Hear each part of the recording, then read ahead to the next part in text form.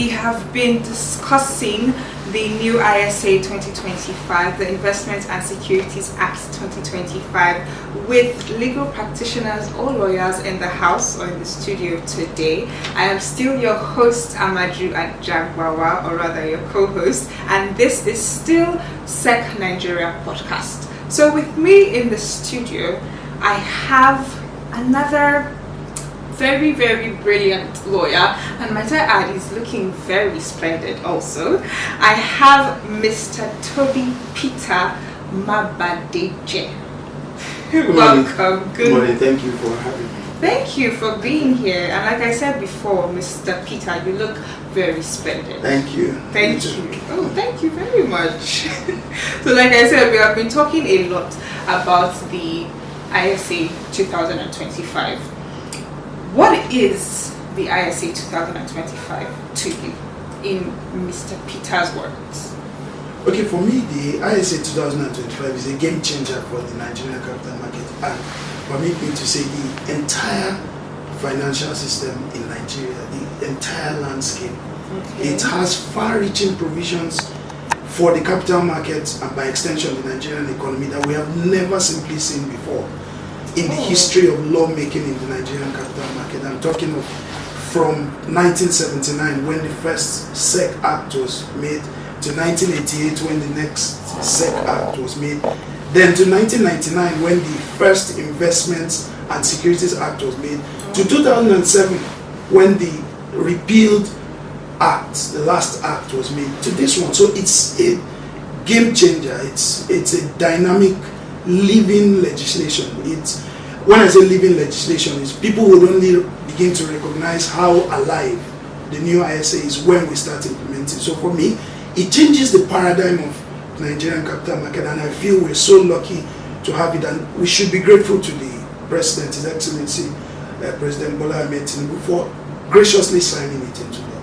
Oh wow, that's lovely. So you have been talking a lot about how this new ISA is dynamic, how it is different, how there are changes. So can we know some of the structural changes, some of the transformative innovations in the new ISA 2025? Okay, thank you.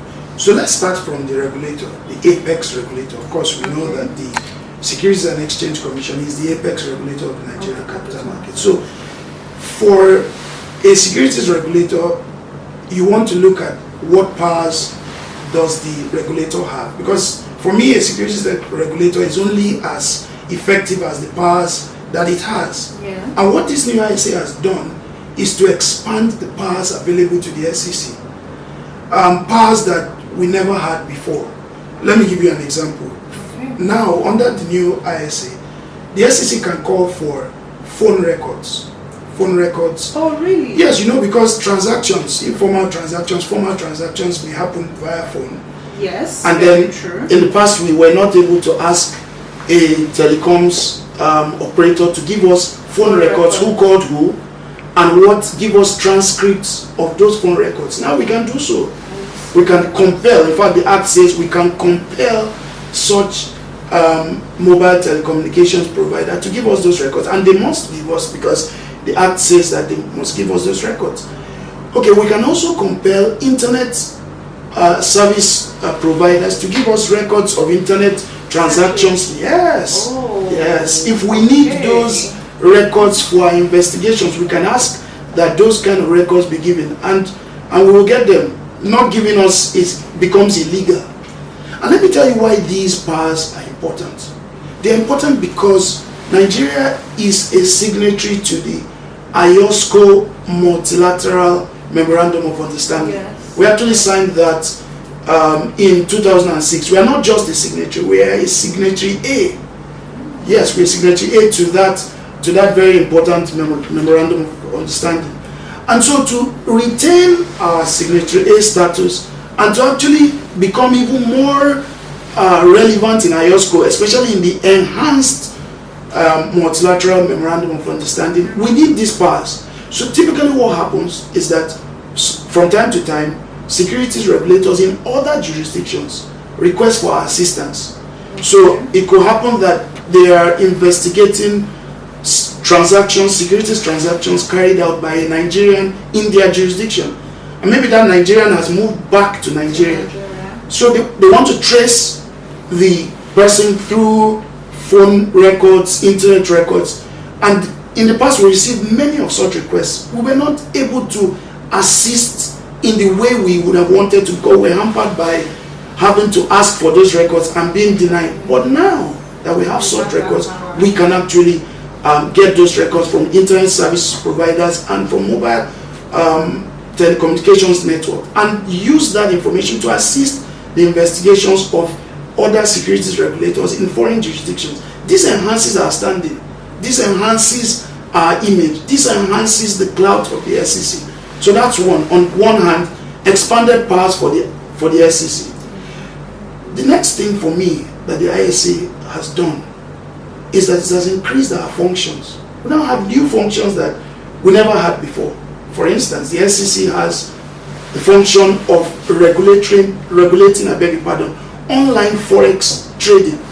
Online forex trading, which is an area, people have been dabbling in the past, and then the accusation was that there is no clear regulation in Nigeria. Well, that's about to change. The SEC now has that function to regulate that space. And then the big one, the very big one, which is regulation of virtual assets, digital assets, cryptocurrency transactions. The SEC has now been formally, officially, clearly, unambiguously delegated or empowered by the law to be the lead regulator on virtual assets trading, digital assets trading, cryptocurrency trading, because those assets, those classes of assets have been recognized as securities formally, because there was some contention in the past, virtual assets, digital assets, securities, and all that, even though the SEC had said so in the past. But now it's not about what the SEC says, it's about what the law says.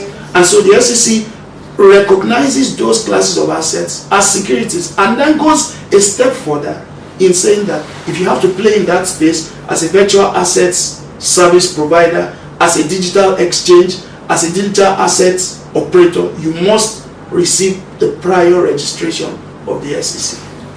So these are game changers. You must before going into that space. So these are game changers. I would talk about the new part in the ISA that deals with the entire gamut of the commodities trading ecosystem. We have never had such.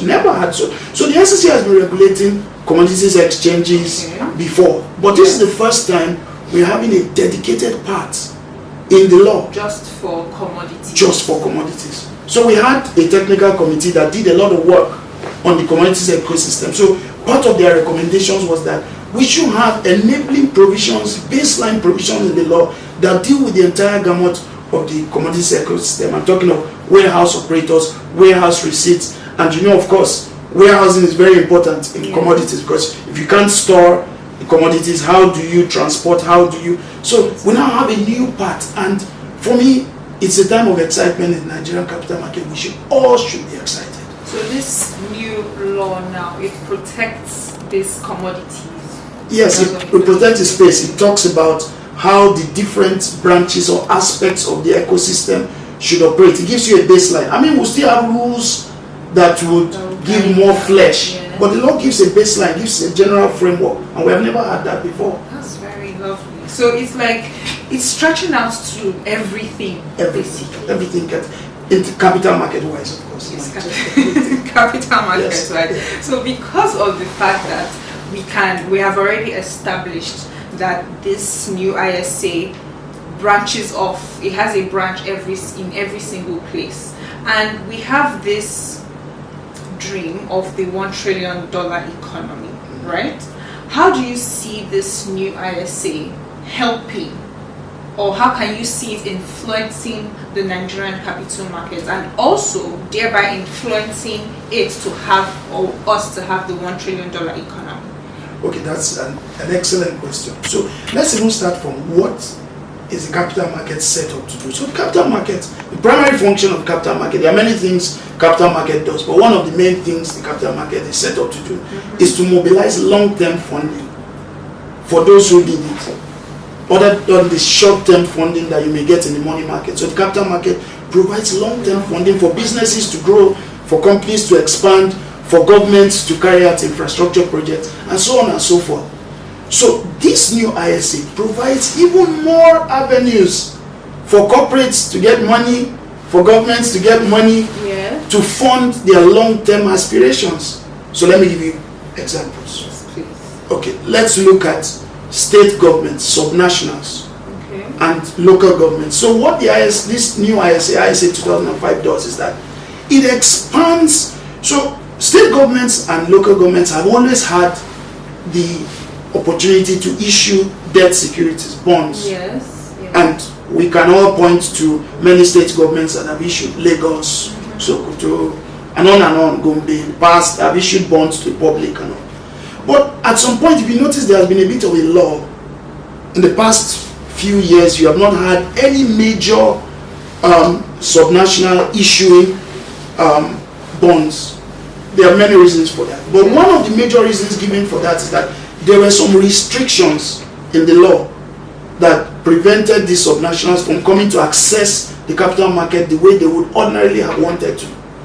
Guess what? Those restrictions have been removed to a very great deal in the new ISA. So when you're talking about the $1 trillion economy aspiration of our dear president, when state governments can issue more debt securities and raise more money to fund infrastructure, can you imagine what those kinds of infrastructure can do to the economy? We're talking of cutting-edge infrastructure, roads, projects, healthcare projects, schools. What, when they can raise more money to fund infrastructure, what infrastructure does, basic, sophisticated infrastructure does for the economy is that creates jobs. When you have the more infrastructure you get, you're talking of job creation, you're talking of general well-being of the economy. It reflates the economy, puts liquidity in the economy. So when more state governments can access the market and can get the kind of funding they need, it changes the paradigm of the economy. If you listen to the federal government, they keep talking of infrastructure. There's a reason why. So that's one. Secondly, the ISA, this new ISA, expands the category of issuers that can come to the public. Yes. Before, in the old ISA, you only had public companies, basically public companies. Okay, so now private companies. No, but now private companies, but we call them, there's something the ISA calls them. It calls them commercial and investment business. Commercial and investment business activities. Okay. So you should be thinking of the MSMEs. When you say commercial investment business, in fact, the ISA specifically mentions MSMEs. These are very small, as the name implies, micro, small, medium enterprises. They are just startups. They're starting out, they need capital. In the past, it was very difficult for such entities to raise money from the capital market. But guess what? The ISA now recognizes these class of businesses and corporates, the small ones that need money. And it has now said that even though these entities may not be public companies, the SEC may permit them, subject to fulfilling the requirements and the conditions, to now access the market. Now, imagine when SMEs can access funding. These MSMEs are the key to the growth of any economy.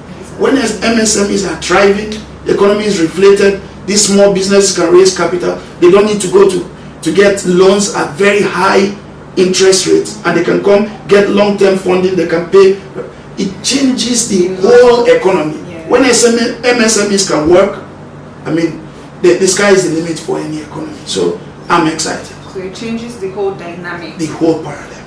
That's lovely. That's very lovely. So stemming off from this changing the whole dynamics, and we can also tell that there is a very huge difference from the ISA of 2007 and the ISA of 2025, right? But what would you say is your key difference, that big thing to you in this new ISA that wasn't there in the 2007 ISA? And also, how do you think, we just talked about how this new ISA helps the $1 trillion economy, but how does it also help Nigerians' economy as a whole? Okay, so even the $1 trillion economy is Nigeria's economy.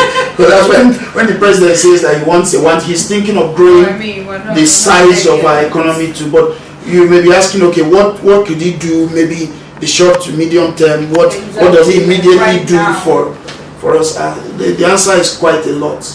So when you're asking, let me start from the first part of the question. When you ask, what is new that is so significant? I've mentioned some of them, but think about investor protection, for instance. And one of the major pillars, the SEC has so many things that is mandated to do by the ISA. But one of the major mandates of the SEC is investor protection. You know, in any market where investors do not have the confidence that they will be properly protected, they pull out. And when I'm talking of investors, I'm talking of local investors, I'm talking of foreign investors, because we are seeking to attract FDIs, FPIs. What this ISA has done now is that it has directly, specifically prohibited the activities of Ponzi schemes and pyramid schemes. For the first time in the history of the Nigerian capital market, we now have provisions that say Ponzi schemes are prohibited, pyramid schemes are prohibited, and other illegal investment schemes are expressly prohibited. And then it doesn't stop there. It says that if you are found to be taking part in promoting, floating such schemes, of course without the approval of the SEC, you could be going to jail for 10 years. Oh. Yes, 10 good years. Yes. 10 good years. Yes, prescribes jail term, in addition to other penalties that we could put. And then that gives an investor very, very strong confidence that his investment is protected, and the SEC will do whatever is possible to go after the promoters of such schemes. So, for me, such promoters listening to this broadcast, if you have anybody, you know anybody who is into that, beware, stop it, desist, the SEC will come after you. So that's one significant thing. Another thing to look at is that there is now a new part, a small part, that talks about systemic risk in the market. Okay. The SEC now has powers to control, reduce, and stem the tide of risk. It's now in the law. It's not something we may do or we may not do. So the SEC must now pay attention to systemic risk. And if you can take care of risk or reduce, mitigate risk to the barest minimum, then you now have a market that has strong integrity, that has strong prospects and all that. So many things the ISA have done. We now have you ever heard of the Investments and Securities Tribunal? That's like the courts, that's where of the Nigerian capital markets, where appeals from decisions of the commission go to. So before they now go to the Court of Appeal and then to the Supreme Court. That tribunal has been strengthened. It has been strengthened. Now we now have more powers for the tribunal, more leeway to do their work, more expanded jurisdiction of the tribunal, and so enhanced the capacity of the tribunal to deliver. And so they will be more effective. They'll be able to dispense with cases or disputes from investors more effectively, and it breeds confidence and competitiveness that we have been mentioning. Yeah. So there's quite a lot. And don't forget, the new ISA empowers the commission to promote innovation in the capital markets. One of the new functions of the commission. Can you imagine what the commission can do with that? So it encourages us to enable fintechs, for instance. So fintechs should be rejoicing and bouncing up and down, because the SEC now has full legal powers to encourage them to be more innovative. So it's a time of excitement for us. And the SEC also regulates cryptocurrencies. Yes, I mentioned that now. Cryptocurrency transactions, digital, which are digital assets, virtual assets, they fall into those classes. We now regulate those kinds of transactions. That's nice. So I mean, you seem very excited for this new ISA, and we cannot even wait to see it start happening in our faces. Like 2025 is going to be amazing. Amazing. A very amazing year. Mr. Peter, if there's one thing you would like to tell our audience before we say goodbye today, what is it going to be? Okay, that would be let's join our hands together. Let's come together to support the work the SEC is doing. The SEC would typically issue bulletins, publications on its website, and the SEC after now will be going on some measure of publicity drives via social media, conventional media, to mobilize the support of the general public to be part of the implementation process. Let's join hands with the SEC to build a market that is strong, that has integrity, that can be the envy of all Nigerians and put Nigeria on the map. So we are soliciting everybody's support, and I believe we'll get it. We'll definitely get it in the name of Jesus. Thank you very much, Mr. Toby Peter. That's correct. Thank you. Thank you very much for being on the show. It was very lovely having you here, talking about this Investment and Securities Act. Thank you very much for being. And to the amazing legal practitioners as guests that I had in the studio with me today, I am very grateful. Mr. Toby Peter Mabadije, Mr. Daniel Belgam, and Mr. Onyedikachi Ede. Thank you very much for gracing us with your presence and breaking down what the Investments and Securities Act is all about. Like I said, I am your co-host Amaju Ajabawa, and you can catch us on our social media platforms: LinkedIn, Facebook, YouTube, and Instagram. We are Securities and Exchange Commission. So till I come your way next time, invest wisely.